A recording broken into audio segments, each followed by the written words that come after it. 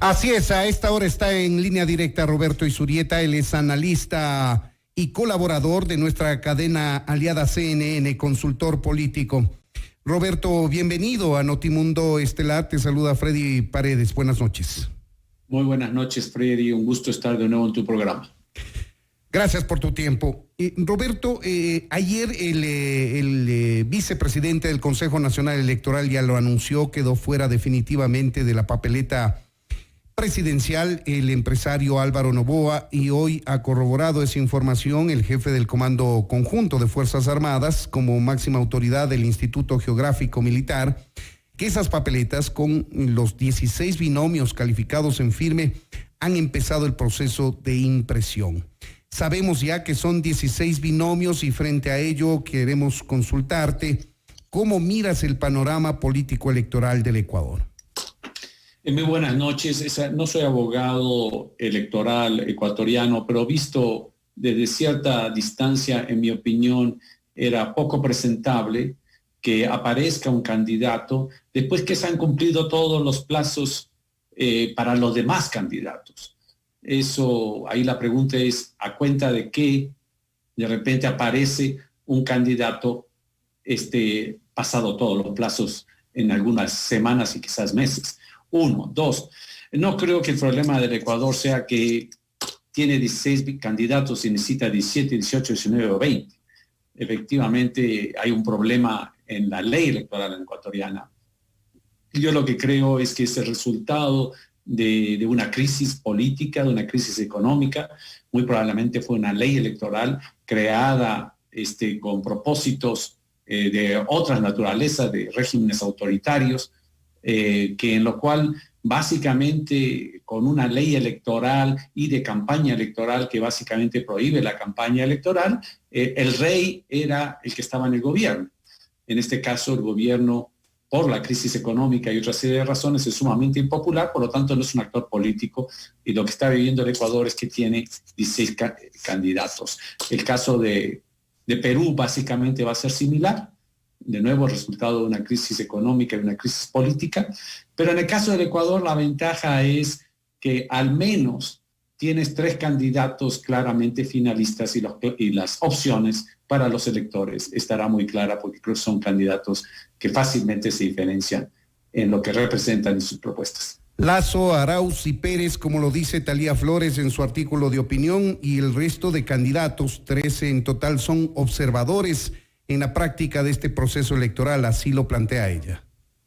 Coincido plenamente. De nuevo, yo también lo que creo es que lo que pasa es que al básicamente el Estado financiar, aunque sea de manera irrisoria, las campañas electorales, pues para algunos puede ser hasta un buen negocio. No tengo nada más que hacer y me financia la campaña electoral. Yo creo en los sistemas de elecciones internas en las cuales se vaya preseleccionando de 6 candidatos a 2. Ese fue más allá de todos los problemas enormes que vemos, por ejemplo, en la elección norteamericana. O sea, los demócratas comenzaron con 20 candidatos y después de 3 meses habían 3 y después habían 2 y después había 1 que se enfrentaba con el presidente Trump. Entonces es un sistema que funciona en ese sentido. El caso del Ecuador claramente no, pero el público, como bien dice el artículo de Talía, efectivamente el público ha preseleccionado y es más fácil dirimir. ¿Dónde están ideológicamente ubicados estos 3 candidatos finalistas o con mayor opción de apoyo popular que ustedes ven? Yo en eso soy un llanero solitario o muy distinto a lo que la mayoría de gente piensa. Yo no tengo ningún problema que haya un candidato de izquierda o derecha. Yo he votado por candidatos de izquierda o derecha, he conocido presidentes de izquierda o derecha. Lo que para mí la primera calificación es en la capacidad de gestión. Es en realidad, más allá de ser de izquierda o de derecha, que qué es lo que significa eso, no estoy muy seguro, por más que estudié ideología y también algunos semestres de filosofía, es la capacidad de gestión. Entonces, más allá de ser de izquierda o derecha, en mi opinión, una opción es una vuelta al pasado, que sabemos lo que ha significado, una cosa es con plata y otra cosa sin plata. O sea, si se tiene plata en un gobierno, se puede ser populista. Si no se tiene plata en un gobierno, la pregunta es cómo salimos para adelante. Y la otra es decir, bueno, estamos en una situación sumamente difícil y creemos que la manera de solucionar sobre todo el problema del empleo es a través de la creación de más y más empleos con inversión, y eso requiere que el país sea mucho más confiable para que exista inversión interna e inversión externa para generar los empleos y reactivar la economía. Según varias encuestadoras del país, haciendo un promedio, a la fecha solo el 30% de los ecuatorianos que van a votar han tomado la decisión por quién hacerlo. Tenemos un universo del 70% de indecisión a esta hora, en este momento. Frente a esta realidad, ¿de qué va a depender la conquista de votos de cada uno de estos tres más opcionados candidatos? Yo creo que en un momento de crisis me gusta la idea de que la mayoría de los ciudadanos no piensen que aquí va a existir un Mesías que va a crear dinero que no existe para repartir dinero que tampoco existe. En otras palabras, creo que lo que existe en el electorado es un verdadero realismo de que estamos en una situación difícil. No hay opciones mágicas, y si no hay opciones mágicas, no hay los malos. Entonces yo visualizo que va a haber una elección en la cual la gente probablemente no va a estar muy entusiasmada y quizás no muy convencida, porque la situación es difícil, las opciones son difíciles, y yo pienso y confío en el realismo de los votantes que van a decir, bueno, estamos en una situación difícil, hay tres propuestas, la una no me parece muy creíble, me parece que es de un populismo que sin la plata pues simplemente no se puede cumplir, y la otra es de decir, bueno, vamos, sumemos esfuerzo para realmente reactivar la economía, y la manera de reactivar la economía es partir de realidades muy difíciles. Entonces sí, no me parece raro que exista, yo estimaría la mitad del electorado que sea que no está decidido o no muy entusiasmado. Estamos conversando con Roberto Izurieta, él es consultor político y analista colaborador de nuestra cadena aliada CNN en español. El Código de la Democracia establece por vez primera de manera expresa la obligatoriedad de llevar a cabo 2 debates presidenciales en el curso de la primera y segunda vuelta, si es que esta existe. El Consejo Nacional Electoral apenas esta noche está convocado para analizar el contenido de este proyecto de reglamento para el debate presidencial y probablemente aprobarlo. ¿Es manejable un debate con 16 candidatos? Y si es así, ¿qué temas deberían debatir? ¿Qué temas se les debería plantear a cada uno de ellos? No creo que sea realista. El problema es que existen 17 candidatos. 16. Yo creo que lo que yo recomendaría es que sí, primero yo creo en los debates, pero un debate entre 17 personas simplemente no lo veo. No veo que más allá que los partidarios acérrimos de cada uno de ellos esté escuchándolo, no hay manera de discutir ideas entre 17 personas.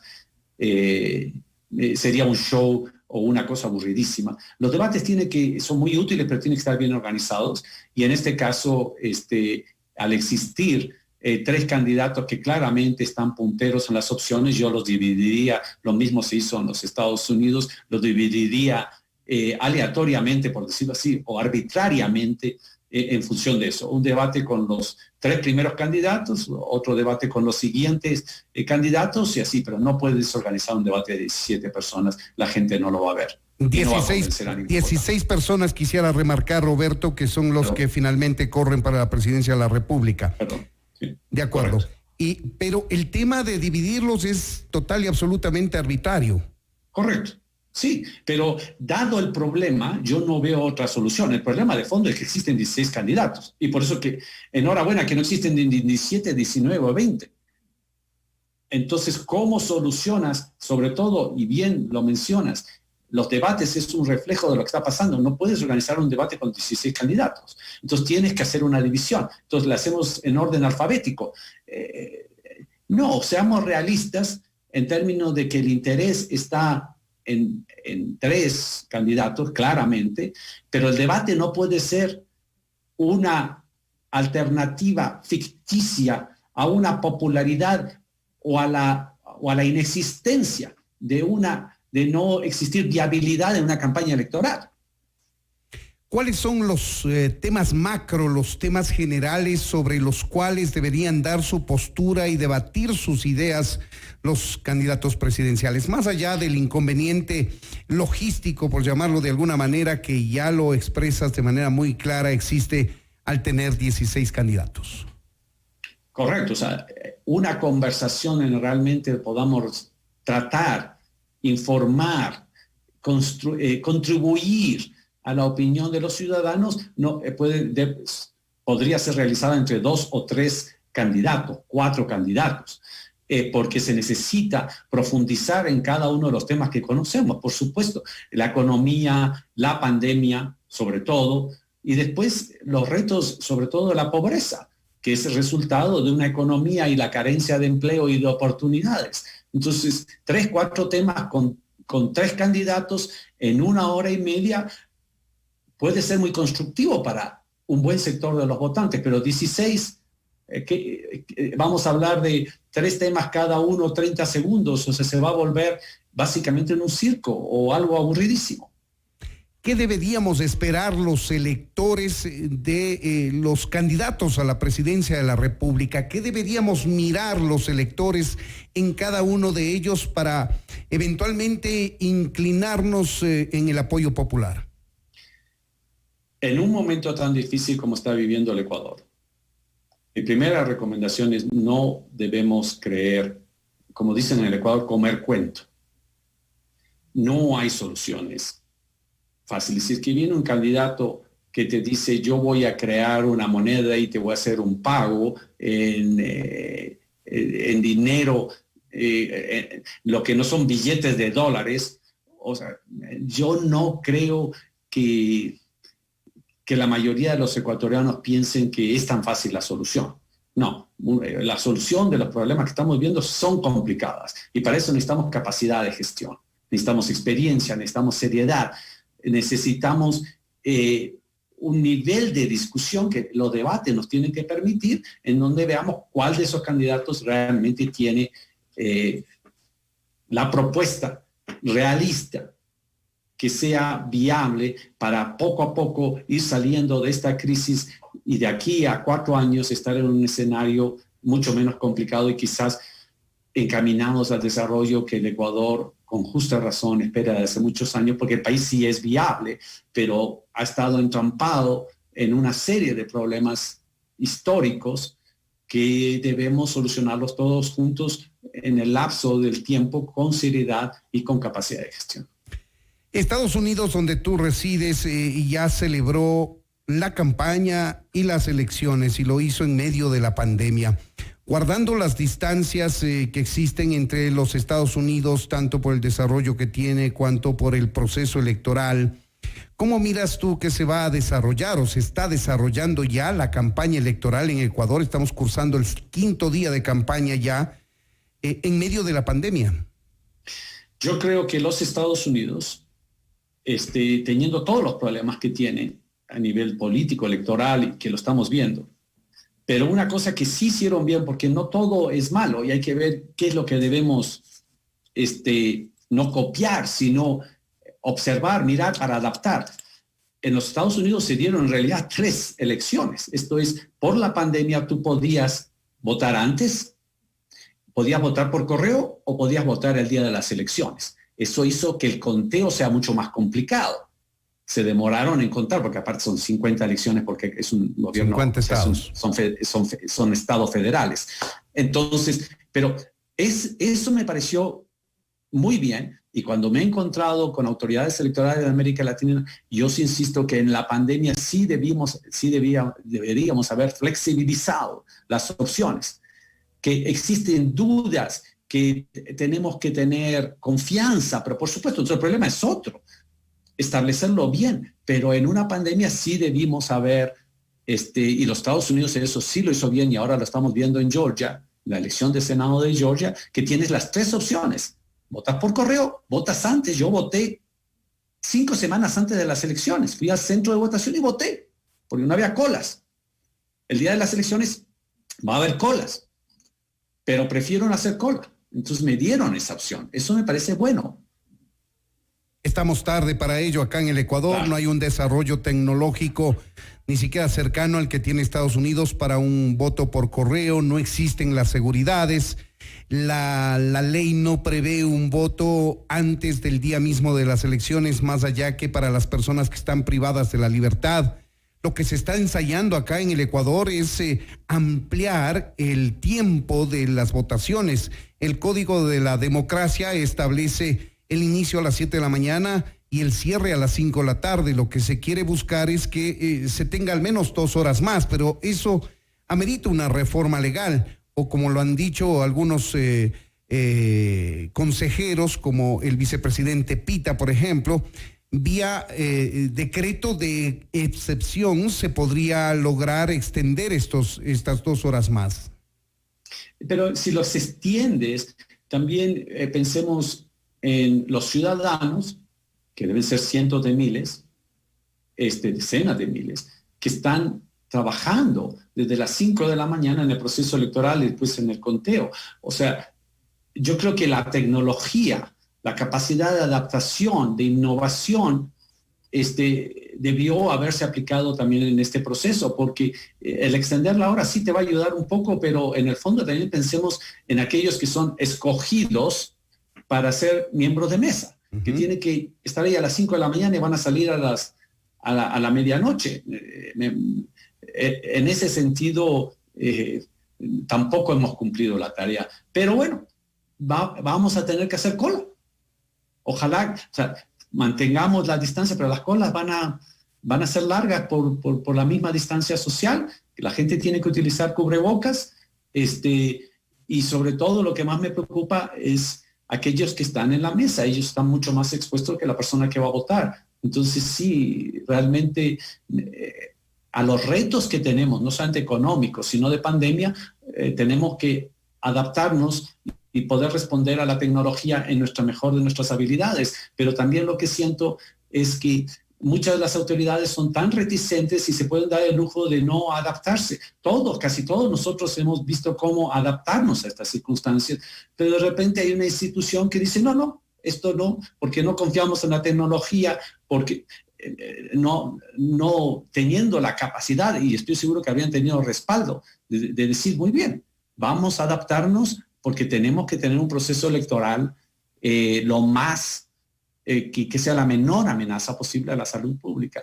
Pero vamos a tener que hacer cola, y con la participación, con la conciencia ciudadana de utilizar cubrebocas, distancia social, haremos lo mejor posible. ¿Qué pasa con la campaña electoral? Que esta será mayoritariamente a través de redes sociales, entendemos, ya lo estamos viendo. El tema físico, los mítines políticos que se acostumbraban acá en el Ecuador están prohibidos, solamente se pueden hacer caravanas motorizadas, caminatas. ¿Cómo miras tú la campaña en estos escasos 5 días que ya están autorizados a hacerlo plenamente los candidatos? Va a ser una campaña muy distinta, va a ser una campaña menos visual, por decirlo así, menos bulliciosa en ese sentido. Lastimosamente el recurso que están utilizando algunos de estos 16 candidatos, y acabo de ver un corto que se hizo muy popular, es hacer, perdón que diga la palabra, estupideces para con eso llamar la atención en los medios, en las redes sociales. Esa no es la solución. Yo pienso que tenemos que adaptarnos. Las campañas electorales se están adaptando, y será sobre todo una campaña en línea. ¿Será posible llegar al universo de electores meta que tiene cada candidato para conquistar su voluntad? Va a ser mucho más difícil, pero yo creo que es posible. Al igual que los medios de comunicación, tenemos un espacio lo que hacen los medios de comunicación, que me parece correcto, es hacer un esfuerzo enorme por reproducir los contenidos que se está produciendo seriamente en el medio, como en FM Mundo, en este momento, ya, para que eso sea recogido y reproducido en las redes sociales. Tenemos que trabajar en ese esfuerzo. Es difícil, es más difícil, yo pienso que es más trabajo, pero ahí es donde se necesita la capacidad de adaptación y de innovación. Estas son las expresiones de Roberto Izurieta, consultor político, analista y colaborador de CNN en español. Roberto, muchas gracias por habernos atendido. Muchísimas gracias a ustedes. Muy buenas noches. Gracias por la invitación.